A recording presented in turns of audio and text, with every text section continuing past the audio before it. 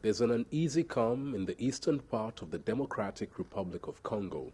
UN peacekeepers carry out their routine patrols in North Kivu province to protect civilians from militiamen roaming the region. But they won't be here for long. The DRC government asked them to prepare to leave the country last year for reportedly failing to stop militia attacks against civilians. The special representative of the Secretary General have instructed us to move on the transition. In Ituri, we have set up already the integrated transition team, which includes MONUSCO, government, and NGOs. The transition team has been tasked with identifying the security threats and explaining the UN peacekeeping mission's plan to the Congolese population so that they embrace it. But some security analysts fear the departure of the peacekeepers could worsen the shaky security and humanitarian situation in eastern DRC. La question aujourd'hui, c'est de s'assurer. The big question we have today is whether the government in the DRC will have the capacity to restore state authority across the country. Will they be able to exercise their sovereignty? We have serious difficulties. According to a plan earlier outlined by the UN Secretary General, the peacekeeping mission in the DRC, known as MONUSCO, has to begin an accelerated withdrawal.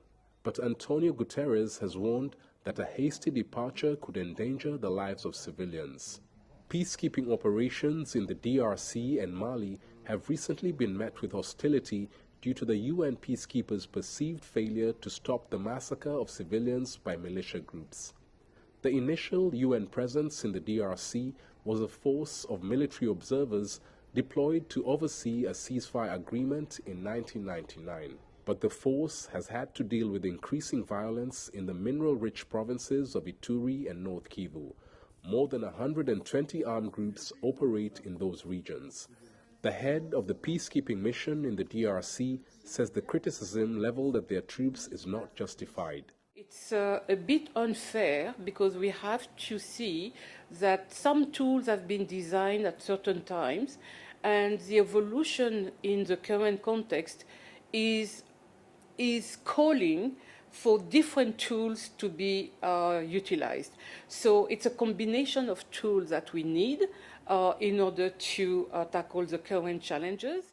The UN troops are now working with the DRC government as they prepare to start handing over their responsibilities next year.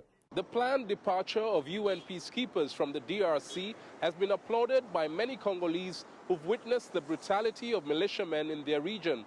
But there are fears that the DRC army may not be able to protect civilians in the conflict-affected regions due to corruption and indiscipline. The government has, however, assured the public that it will be up to the task.